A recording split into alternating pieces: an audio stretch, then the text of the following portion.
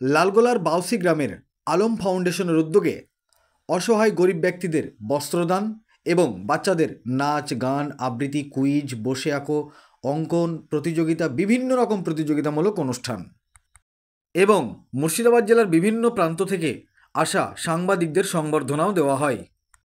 আজকের এই অনুষ্ঠানে প্রধান অতিথি হিসাবে উপস্থিত ছিলেন মুর্শিদাবাদ জেলার ভগবানগোলার এসডিপিও ডাক্তার উত্তম গড়াই। এছাড়াও বিভিন্ন হাই স্কুল এবং প্রাইমারি স্কুলের শিক্ষক শিক্ষিকাগণ এবং অত্র এলাকার গণ্যমান্য ব্যক্তিবর্গ উপস্থিত ছিলেন। আলম ফাউন্ডেশনের কর্ণধার বাদরুল আলম সহ সমস্ত সদস্যরা খুব সুন্দরভাবে এই অনুষ্ঠানগুলো পরিচালনা করেন। কি বলেছেন তিনারা সংবাদ মাধ্যমের সামনে বিস্তারিতভাবে শোনাবো আপনাদের। এই ভিডিওটি যারা দেখছেন চ্যানেলটি লাইক করবেন, শেয়ার করবেন আর সাবস্ক্রাইব করবেন। আই লাভ মাই ইন্ডিয়া, মেরা ভারত মহান। কোথায় বাড়ি? থানার নাম কি? কোন স্কুলে পড়ো? এই যে এখানে অনুষ্ঠান চলছে, এটা কার উদ্যোগে হচ্ছে? আচ্ছা, তোমরা কোন খেলায় অংশগ্রহণ করেছিলে? কি হলে তুমি? ধন্যবাদ। কোন ক্লাস? Thank you. আচ্ছা, কি হলে তুমি? কোথায় বাড়ি? কোন স্কুলে পড়ো? কোন ক্লাস? ভালো লাগছে? তোমাদের স্কুলের প্রধান শিক্ষকের নাম কি? ধন্যবাদ।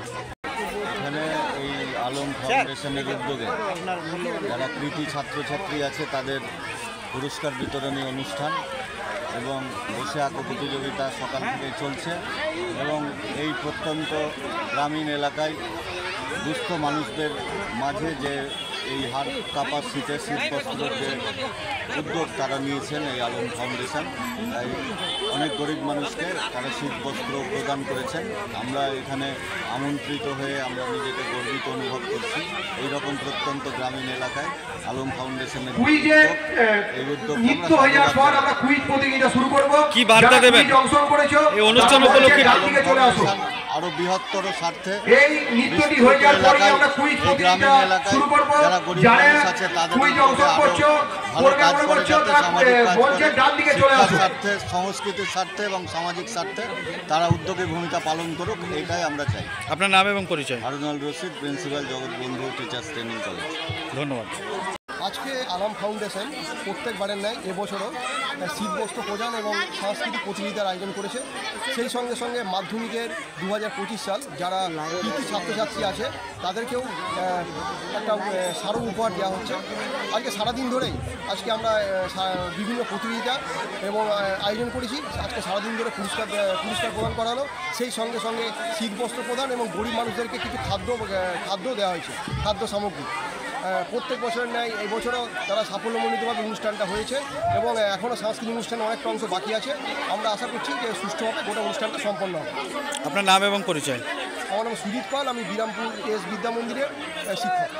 আজকে আলম ফাউন্ডেশনের পক্ষ থেকে বার্ষিক সাংস্কৃতিক অনুষ্ঠান চলছে, শীতবস্ত্র বিতরণ এই ধরনের কর্মসূচি চলছে। আমরা দেখেছি যে এই বাউসির যে আলম ফাউন্ডেশন, এই আলম ফাউন্ডেশন সারা বছর নানান কর্মসূচির সঙ্গে যুক্ত থাকে। কিছুদিন আগেই তারা একটা রক্তদান শিবির সম্পন্ন করেছে এবং আজকে এখানে তারা শীতবস্ত্র বিতরণ করছে গরিব অসহায় মানুষদেরকে। এছাড়াও দেখলাম যে এলাকার কিছু মাধ্যমিকের যারা কিছু ছাত্রছাত্রী আছে তাদের পুরস্কার বিতরণ এবং তাদের একটা সম্বর্ধনা তুলে দিয়েছেন। এছাড়াও বিভিন্ন ধরনের আবৃত্তি, কুইজ, এই ধরনের একটা কর্মসূচি নিয়ে একটা সুন্দর একটা প্রোগ্রাম এখানে হচ্ছে। আপনার নাম এবং পরিচয়? আমার নাম মোহাম্মদ তৌসিফ জামাল, সম্পাদক তামিলা নতুন সাহেব। প্রতি বছর রক্তদান শিবির এটা মূলত কার উদ্যোগে হচ্ছে? এটা মূলত আলম ফাউন্ডেশন প্রতি বছর হয়। কি কি কর্মসূচি নিয়েছেন আপনারা? আমি আতসী ফাউন্ডেশন থেকে এসেছি, আমি ইনভাইট ছিলাম। আমি এখানে প্রতি বছরই আসি, খুব ভালো লাগে। ওরা যেভাবে উদ্যোগ নেয়, গ্রামবাসী যেভাবে সহায়তা করেন, তাদেরকে কর্নিশ জানাই। আমি দেখেছি আশেপাশে যে আটপাড়া বিরামপুর, তাদের মধ্যে একমাত্র এই গ্রাম যেখানে প্রতি বছর ধারাবাহিকভাবে কর্মসূচি পালন করে আসছে। অসহায়দের বস্ত্র দান থেকে শুরু করে রক্তদান শিবির সামাজিক কর্মসূচি। এই অনুষ্ঠান উপলক্ষে সাধারণ জনগণকে কি বার্তা দেবেন? আমি এটাই বলবো যে আপনারা এই যে ভালো উদ্যোগ নিয়েছে এদের পাশে থাকুন, সহায়তা করুন এবং যারা আমার এই কথাগুলো শুনছেন আপনারা আপনাদের এলাকায় আপনারা উদ্যোগ নেওয়ার চেষ্টা করুন, তাহলে আপনাদের এলাকার কিছু হলেও মানুষ উপকৃত হবে। আপনার নাম এবং পরিচয়? ইমরান খান, আন্তর্জাতিক ফাউন্ডেশন। অনুষ্ঠান নিঃসন্দেহে খুব ভালো। প্রত্যন্ত গ্রাম এলাকায় এই ধরনের একটা উদ্যোগ অবশ্যই ধন্যবাদ পাওয়ার যোগ্য এবং এই বছর শুধু নয়, এর আগেও কয়েক বছর ধরে এরা এই প্রচেষ্টা চালিয়ে যাচ্ছে। সাধারণ মানুষ যারা খুবই দুস্থ দরিদ্র সেই সব মানুষদের কাছে এই শীতের দিনে একটা শীতবস্ত্র দেওয়া মানে তাদের কী বলবো, মানে একটা অসম্ভব কিছু প্রাপ্তি তাদের কাছে আর কি। এবং এই যে চাল দেওয়া হলো, আলু দেওয়া হবে, যারা মানে খাদ্যভাবে কষ্ট পাচ্ছে তাদের কাছে এটা একটা বড় আশীর্বাদ। এই প্রচেষ্টা আলম ফাউন্ডেশন চালিয়ে আসছে, আগামী দিনেও চালাবে আশা করি এবং উত্তরোত্তর তাদের এই কাজের যে উদ্যোগ বা ভাবনা সেটা আরও উন্নত হচ্ছে, পরিণত হচ্ছে। আমরা খুবই আনন্দিত তাদের এই প্রচেষ্টাকে সাধুবাদ জানাচ্ছি। আপনার নাম এবং পরিচয়? আমার নাম বীরেন্দ্র কুমার মণ্ডল, আমি গামিলা নবীন সংঘের সঙ্গে যুক্ত, স্টেশন পিরতলা স্টেশন উন্নয়ন কমিটি তার সঙ্গে যুক্ত। Thank you. অনুষ্ঠানে এলেন, কেমন লাগছে কি বলবেন? ভালো লাগছে। এই ধরনের যে অনুষ্ঠান সংগঠন করা সেই কাজ, শক্ত কাজটা এনারা করে যাচ্ছেন, আরো ভালোভাবে করতে পারবেন। এই সমাজের ভালো বিভিন্ন যে সমস্যাগুলো আছে সেগুলো যে মানুষ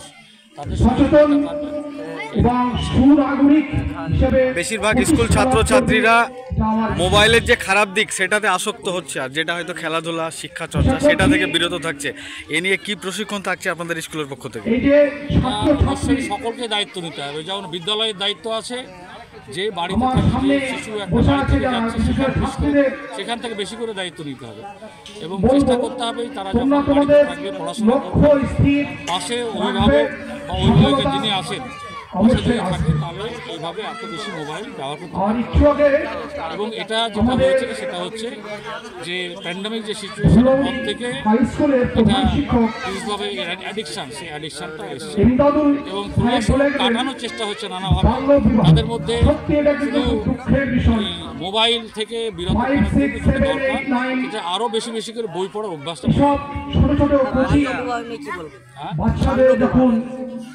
বাল্যবিবাহ সচেতনতা ছাড়া তাকে বোঝাতে হবে এবং তার আগে অভিভাবকদের বেশি করে বোঝাতে হবে। আমরা গার্জেন মিটিং করি, আমি বারবার বলি যখন বিদ্যালয়ে গার্জেন মিটিং করি সচেতন করার চেষ্টা, এগুলো হচ্ছে এটা ক্ষতিকর এবং পরিবারের ক্ষেত্রে যখন ক্ষতিকর সেটা সমাজের সামাজিকভাবে সম্মিলিতভাবে এটাকে রোধ। আপনার নাম এবং পরিচয়? আমার নাম মোহাম্মদ ইমদাদুল হক, প্রধান শিক্ষক, ধুলাবাড়ি হাই স্কুল। ধন্যবাদ।